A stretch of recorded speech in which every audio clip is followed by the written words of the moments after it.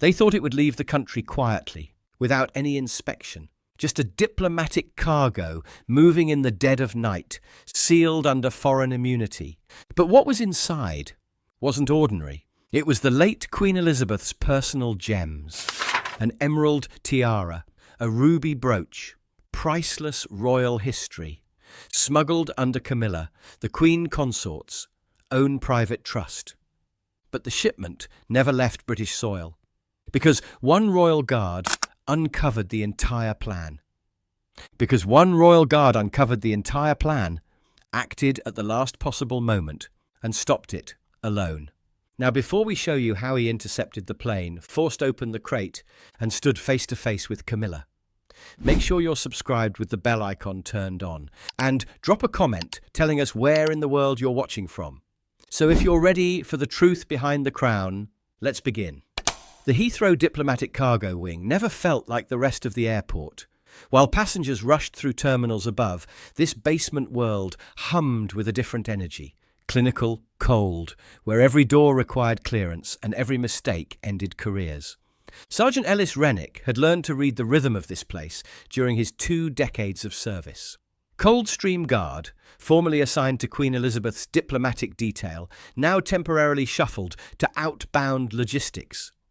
It wasn't ceremonial work, but someone had to watch what left the country under Crown seal. At 3:42 a.m., something rolled past him that made his chest tighten. A matte black diplomatic container on a carbon-reinforced trolley, flanked by 2 Austrian security contractors in expensive suits. The kind of setup that moved cultural heritage under Vienna Convention protection. Items that couldn't be opened, questioned, or delayed. But Rennick recognized the courier company, Viersen and Strela International Logistics. He'd flagged them last year for moving suspicious items out of Balmoral. That investigation had quietly disappeared into paperwork. What made him follow the container wasn't just recognition. It was the weight distribution. 20 years of handling royal artifacts had taught him to read how precious items moved. This container was too light for documents, but too heavy for household trinkets.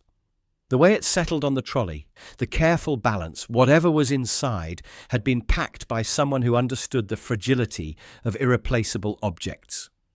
He memorized the Austrian contractors' faces, noted the way they avoided eye contact with airport security, observed how they positioned themselves to block anyone from getting too close to the manifest.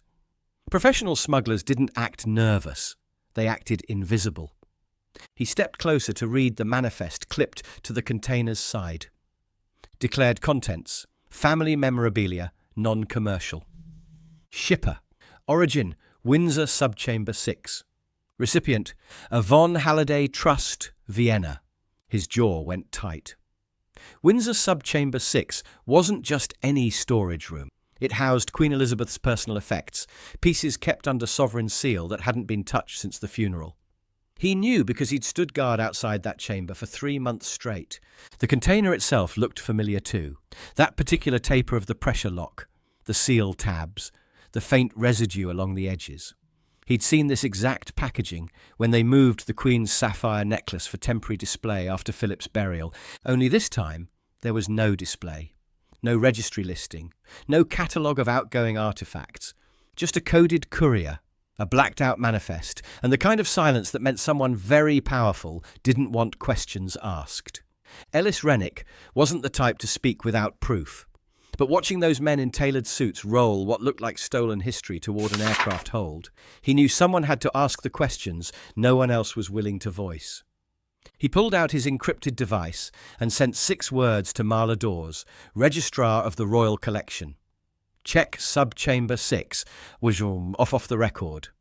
Then he stood at the edge of the runway, watching a piece of British memory disappear into the night, and decided this wasn't ceremonial anymore. By the time the rain had soaked through his collar the next morning, Rennick was walking through Windsor's Royal Collection wing with the kind of focused urgency that came from sleeping badly and thinking worse. Marla Dawes waited just past the inner archive threshold, sleeves rolled up, wireframe glasses perched low on her nose. 25 years as registrar meant she remembered which boxes the Queen herself had sealed and which ones had no business moving anywhere without her explicit consent. "Something's very wrong," she said, before he even asked. The climate-controlled corridor smelled faintly of cedar polish and old secrets. They passed oil portraits and velvet-draped vaults until Marla led him into a private records room where analogue and digital logs lay spread across an antique desk. "Subchamber 6 shows no withdrawals for months," she said, flipping through a black leather ledger. "Until this." She turned the book toward him. Date, 3 weeks ago. Action. External safekeeping, international display pending. Authorization code CWH22. Rennick blinked. "That code's been dormant since 2004. Marla nodded grimly, then pulled out another ledger. "That's not the worst part. Look at this." She opened to a section marked Irregular Access Logs and ran her finger down a column of dates. "This code has been reactivated 6 times in the past 8 months. Small withdrawals, different items each time, all logged as conservation review or archival assessment." 6 times? Rennick felt something cold spreading through his chest. Always during shift changes when skeleton crews were on duty. Always signed off electronically rather than in person. And always items that wouldn't be immediately missed. Secondary pieces, commemorative gifts, things stored separately from the main display rotation. She flipped to another page, but 3 weeks ago, they got bolder. Subchamber 6 contains primary ceremonial pieces, items the Queen wore to state functions. "How much are we talking about?" Marla's voice dropped. "If every withdrawal using this code represents actual theft, we're looking at systematic looting spanning months, enough to stock a private collection or supply an international auction house." "Austria." The word tasted bitter. "Same destination as my crate." Marla walked to a terminal and pulled up the official Crown Collection rotation schedule. She scrolled through months of entries. Nothing. No exhibition listing. No cultural loan. No outgoing courier authorization. She looked at him carefully. "Ellis, Subchamber 6 doesn't store costume jewellery. We're talking ceremonial pieces, handwritten codices, items Elizabeth never even let us digitize." The muscles in his jaw tightened. "Who else has access to that authorization code? The Privy Council Logistics Office, or someone with Royal Household Override." She didn't need to say the name. They both knew. Marla folded the ledger shut and slid it across the table. "This isn't a clerical error." Rennick stared at the evidence in front of him. Unauthorized removal. False documentation. Diplomatic shelter. All signed off using a pseudonym that pointed straight back to Camilla. This wasn't just theft, it was systematic smuggling, wrapped in sovereignty and heading for foreign soil where it would disappear forever. The Land Rover's tyres crunched over wet gravel as Rennick pulled into Sandringham's service entrance. The morning sky had turned that particular shade of English grey that made everything feel muffled and secretive. He flashed his royal household credentials to the gate steward. Just a routine check-in, nothing official. The kind of quiet visit that wouldn't generate paperwork or phone calls. Inside, the estate felt too perfect, too manicured. The Queen had called Sandringham her thinking house, and Rennick had guarded these halls during New Year retreats. He knew which wings stayed sealed, which doors required whispered permission to open. He found Edward Hale rolling linens in the lower wing, near the back service corridor. The old steward had been around since Charles was still using side entrances to avoid photographers. "Heard there were some item withdrawals recently," Rennick said casually. "Legacy transport?" Hale hesitated, just a flicker, but enough. "We don't usually manage that from here." Rennick waited. Sometimes silence asked better questions than words. The old man finally exhaled. 3 weeks ago. External contractors came in. Not palace staff, private company. Said they were handling preservation transfer for display purposes. Had all the right codes. Brought proper paperwork. But they didn't handle the pieces like museum artifacts.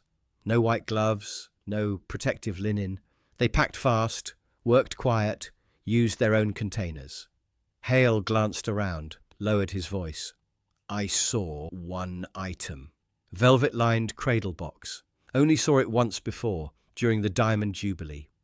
Rennick felt something cold settle in his chest. What about their vehicle? Black Mercedes Sprinter, Austrian plates. Left around 6:30 when the light was fading. Asked us to keep the courtyard lights off. Security footage? Blurred. Half our cameras need servicing anyway. They went straight through the old exit loop. Security didn't flag anything. The pieces clicked into place with sickening clarity. Unauthorized removal under false pretenses, diplomatic containers, Austrian plates, all masked under royal infrastructure that no one dared question. Rennick looked the steward in the eye. You didn't see anything. Never do, Hale replied with practiced neutrality. Walking back to his vehicle, the full weight of it hit him. This wasn't suspicion anymore. It was proof, and someone was going to have to stop it before it crossed the channel for good. Colonel Miles Fenwick's office looked like it had been frozen in 1943. Wall-mounted timelines, personnel rosters written in fountain pen, leather briefings stacked with military precision. The man behind the desk had a spine that had never learned to bend, and eyes that had seen enough classified disasters to recognize another one forming. Rennick stood at attention, while Fenwick read through the folder with methodical care. The only sounds were rustling paper and the steady tick of the wall clock, marking time that might already be running out. After 5 minutes that felt like 50, Fenwick closed the folder, hard. You're telling me, he said slowly, that the Queen Consort is laundering sovereign artifacts through a foreign embassy? Sir, I'm stating that 3 diplomatic containers originating from the late Queen's sealed chamber have been loaded onto a diplomatic flight under a private family trust. The only authorization linking them is a pseudonym tied to Her Majesty's personal legal channels. Fenwick stood and walked to the window.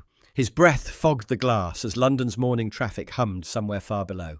20 years of service without incident, he said finally. You understand what happens if you're wrong about this?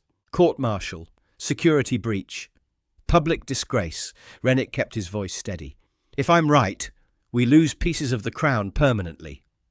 Fenwick turned back, and there was no anger in his expression, just the bone-deep fatigue of a man who'd spent his career protecting an institution that sometimes needed protecting from itself.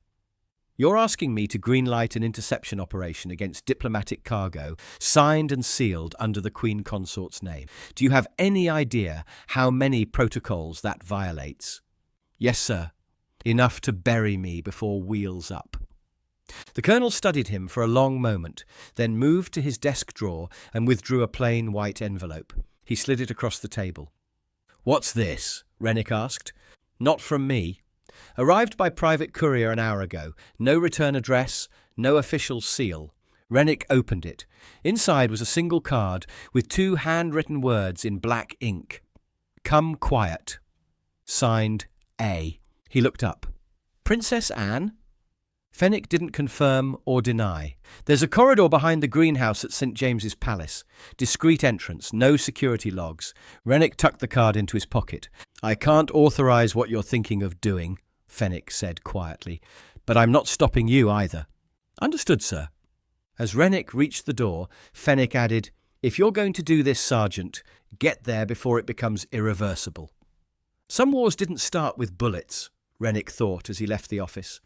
They started with someone willing to write their name on the wrong piece of paper. The greenhouse corridor at St. James's Palace existed in the space between official and unofficial. No cameras, no guards, no record that conversations held there ever happened. It smelled faintly of roses even in autumn and felt like the kind of place where the real business of monarchy got conducted. Rennick stood beneath fogged glass panels, still wearing his field jacket, when the inner door clicked open. Princess Anne didn't walk like royalty. She walked like a commander who'd earned her rank through competence rather than inheritance. No entourage, no ceremony, just purposeful strides and a wool coat that moved like part of her bearing. She stopped 2 feet away and studied him with the kind of attention that missed nothing. You've seen it? She asked. Yes, ma'am. And it's real? The documentation, the movement logs, the footage, the crate itself. Anne's eyes narrowed slightly. What's inside? I can't say for certain, but the origin point was Subchamber 6, and the withdrawal was signed using a dormant alias, CWH22. Anne closed her eyes briefly. When she opened them, something had hardened there. Of course it was. She walked to the railing overlooking the hedged lawn. The silence between them carried weight. Not awkwardness, but the kind of loading that preceded decisions that couldn't be undone. "We've recovered some things quietly over the past year," she said. "A portrait here, some letters there. Most go unnoticed because they're not supposed to matter to anyone except us." Rennick waited. "But if even one significant piece leaves Crown custody permanently..." She turned to face him. "We lose control of the entire provenance line. The moment it hits foreign registry, it's gone. You understand that?" "I do, ma'am." Anne reached into her coat and produced a slender envelope, sealed but unmarked. "This gives you temporary authority to intervene. Not legal cover, not full jurisdiction. Just room to act without immediate consequences." Rennick took it, noting the wax seal. No royal crest, deliberately anonymous. "I can't authorize the kind of operation you need, but if you get there first, you'll have protection afterward." "How much time do I have?" Anne checked her watch. "The diplomatic gate cycle's at 4:30. You'll have maybe 15 minutes, possibly less." "What happens if I'm stopped?" "Then we've already lost more than jewellery." She stepped back, hands folded behind her. Her voice dropped to something that felt like shared conspiracy. "Don't try to win the argument. Just get to the tarmac first." Rennick brought his hand briefly to his temple. Not a formal salute, just acknowledgement between people who understood what duty actually meant. Anne didn't return it. She just said, "Go." The morning air hit him like ice as he left the greenhouse. Somewhere across London, a piece of history was being prepared for export, and he had maybe 4 hours to prevent it from disappearing forever. The clock had started running. Asim Patel hadn't changed since their Falklands logistics days, still fast-talking, still suspicious of authority, still loyal to the wrong people at exactly the right moments. He met Rennick in a side hallway at Heathrow's diplomatic transfer terminal, past 3 security checkpoints and 2 customs officers who looked too bored to care about regulations. "You want me to pull a diplomatic manifest?" Asim asked, eyes darting nervously. "Ellis, you know how far over the line that puts us, right?" "I know exactly how far." Asim sighed, rubbed his forehead, and pulled out a tablet linked to the internal shipping registry. 3 minutes before this pings upstream to people we don't want asking questions. Rennick handed him a photo of the container's serial number. Asim's fingers moved fast across the screen, then stopped. He frowned. "Here. Listed under Albemarle Heritage Logistics. Registered shipper, Lady C. Halliday. Receiving party, a Von Halliday Family Trust, Vienna. Routing through Zurich Diplomatic Wing." He paused, scrolling. "Declared contents, family memorabilia, non-commercial, brooches and household keepsakes." Rennick stared at the screen. No gem classification, no sovereign value markers. Nothing. Under 20 kilos, coded as archival paperwork. No insurance, no customs review. Full diplomatic seal. Asim pointed to a code.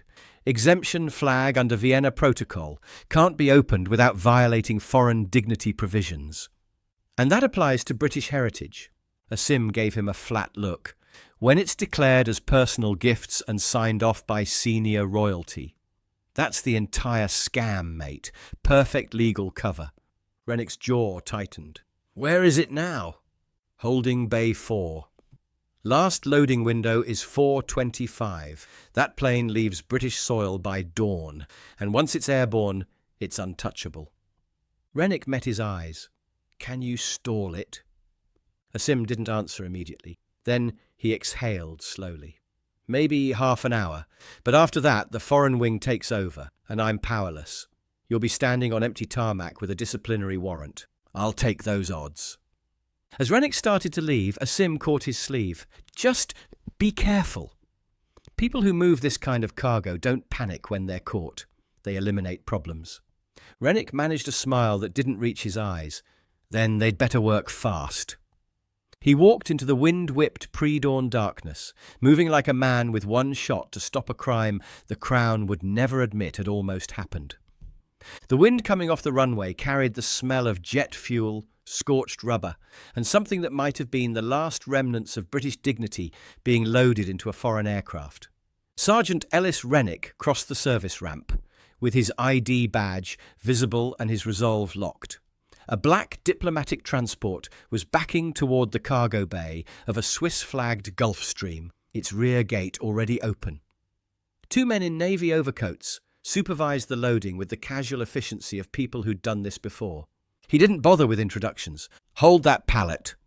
One handler turned, startled. The other, older, stubbled, thick accent, immediately stepped forward with practiced authority. "Restricted zone. Diplomatic cargo. You step back now." Rennick produced Princess Anne's sealed directive, wax still unbroken. "This cargo is under review by Royal Internal Protocol. Halt loading until clearance." The courier glanced at the paper dismissively.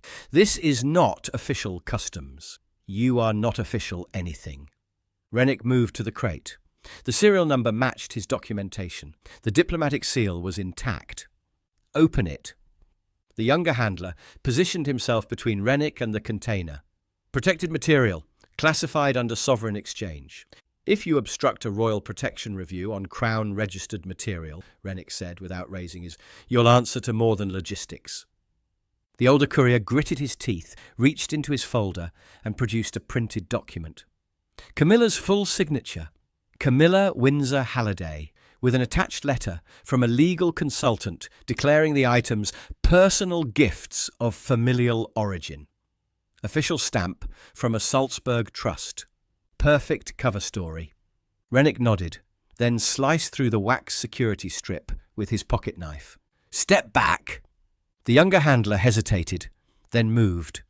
The crate's lid hissed as interior pressure released. Inside, nestled in velvet-lined foam, were three pieces that made Rennick's breath catch: a circular emerald tiara that belonged in the Tower of London, a diamond-encrusted hairpin styled in fleur-de-lis, and a ruby brooch he'd personally polished when it sat in the Royal Collection's Eastern Gallery, Queen Elizabeth's brooch from the 1975 New Zealand summit. All unlisted, all concealed under false declaration, all about to disappear into private collections forever. He photographed each piece with timestamp, activated his body camera, and began documenting. This container holds sovereign artifacts under the Legacy Custody Act. These items have never been approved for personal release. The older courier muttered something sharp in German and stepped away, pulling out his phone. As Rennick logged details into his report binder, he felt the air pressure change around him. Someone had been notified. Someone with the power to make this problem disappear. The kind that didn't come to negotiate. They came to shut things down. A low growl of tires hit the tarmac. Black SUV, moving fast, heading straight for his position. And when those doors opened, he knew his time was up. The SUV didn't park. It stopped. Sudden, aggressive, like a predator that had cornered its prey. Doors flew open before the engine died. Camilla emerged like a force of nature contained in expensive fabric. Tailored navy coat, silk scarf drawn tight, moving with the precision of someone accustomed to having rooms rearrange themselves around her presence. Two aides followed, legal counsel and diplomatic attaché, both clutching portfolios like shields. She stopped 6 feet from Rennick, heels clicking sharp against tarmac. "I suggest you reseal that container. Immediately." Rennick didn't move. "Ma'am, don't." Her voice cracked like winter glass. "Do you have any conception of what you're interfering with?" "Yes. A shipment of undeclared Crown artifacts, being smuggled under false registry, using diplomatic immunity, with your personal authorization." She stepped closer, and he could see the controlled fury in her eyes. "Those pieces were gifted to me. Some before I was even crowned, household effects that are none of your concern. The emerald tiara was last logged under sovereign custody. The ruby brooch was part of the Legacy Chamber's restricted collection. Neither has ever been classified for personal transfer. You think I care what some guard thinks?" The words came out like acid. You polish display cases and salute portraits. You don't understand the difference between inheritance and institutional theft. I understand theft disguised as heritage, Rennick replied, voice steady as stone. And I understand that if I hadn't opened this container, those pieces would be in a private Austrian trust by sunrise. Untouchable. Lost. Her legal aid stepped forward. Sergeant Rennick, you are violating diplomatic protection statutes. This cargo falls under Vienna Convention. No, Rennick interrupted. It doesn't. Because it was declared as non-commercial family memorabilia. That classification exempts all personal transfers except items with institutional provenance.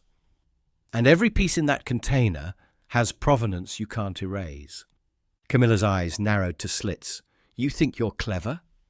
You think your career survives this little performance? I didn't join to preserve my career. I joined to preserve the crown. Silence fell between them like a blade. The wind stirred. The courier team stood frozen behind the transport pallet. Aircraft engines hummed in the distance, oblivious that this patch of concrete had become a battlefield for the soul of an institution.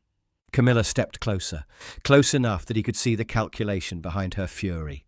Do you think she would have wanted this? Her voice dropped, turned bitter.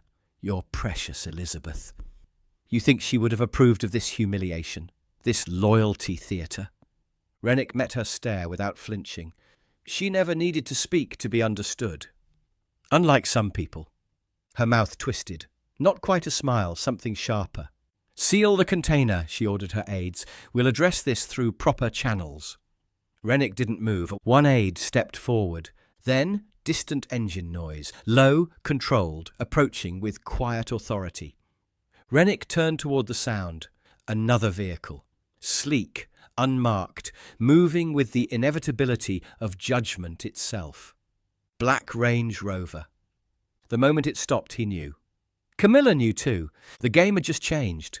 The Range Rover arrived like a period at the end of a sentence, final, unmistakable, carrying the weight of institutional authority that didn't need to announce itself. Princess Anne stepped out into the wind. No formal dress, no ceremonial sash, no visible rank. Just a black coat, a folded document under one arm, and the bearing of someone who'd spent her life understanding the difference between power and duty. Camilla turned before anyone spoke. Her aides straightened, suddenly aware that the hierarchy on this tarmac had just been reset by someone who outranked everyone present, not through title, but through earned respect. Anna didn't acknowledge them. She walked directly to Rennick.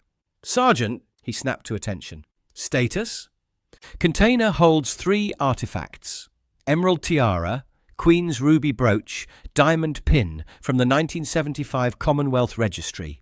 All unlisted, no collection registrar approval, logged under CWH 22. Anne nodded once, then turned to face Camilla, with the accumulated weight of 70 years of royal history behind her. Camilla held her ground. This is a misunderstanding. These pieces were legitimately gifted. They're non-catalogued personal. Anne opened her folder without ceremony. Inside were laminated pages, handwritten ledgers, some with margin notes in faded blue ink, each bearing the distinctive signature that had defined an era. These, she said, voice level as a judge pronouncing sentence, are Mother's personal inventory notes. Every item in that container was logged in her own handwriting. None were ever cleared for transfer. Not to you, not to anyone. Camilla's composure cracked slightly. You're speaking from emotion, not protocol. Anne's eyes lifted from the pages. When she spoke, her voice carried the quiet authority of someone who'd never needed to raise it to be heard. No, I'm speaking from memory. She closed the folder and looked directly at Camilla. Do you remember what Mother said during your first Christmas at Sandringham? About the difference between wearing the crown and serving it? Camilla's composure flickered. That's not relevant. She said the jewellery was never ours.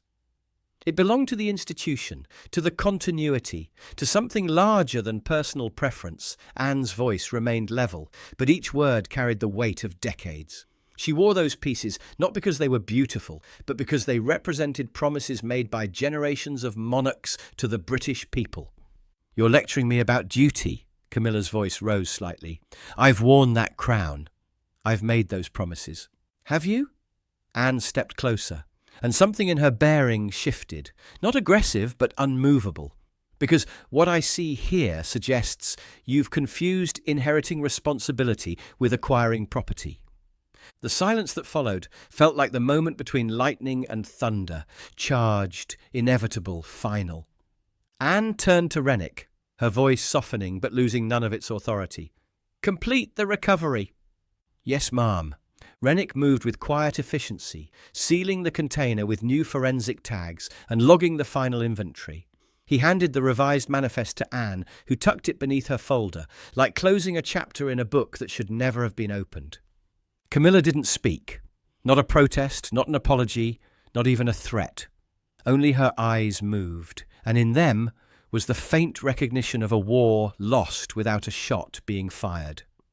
Anne turned and walked back to the Range Rover as quietly as she had arrived, leaving behind only the wind and the sound of history being restored to its proper place.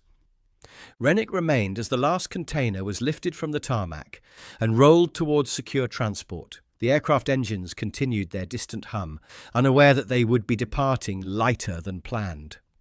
The wind stirred again, cold, honest, carrying the scent of morning over a country that had just kept something it couldn't afford to lose. History had been hijacked, but now it was coming home. Should Camilla be allowed to transfer royal jewellery under her own name? Was Princess Anne right to override diplomatic immunity? And do you believe jewels worn by Queen Elizabeth should ever leave Crown custody? Drop your thoughts below. We read every comment. If you think some history should never be for sale, hit that like button, subscribe with notifications on, and share this with someone who still values legacy over title. Click the video on your screen. Same time tomorrow with another story that proves not everything sacred wears a crown.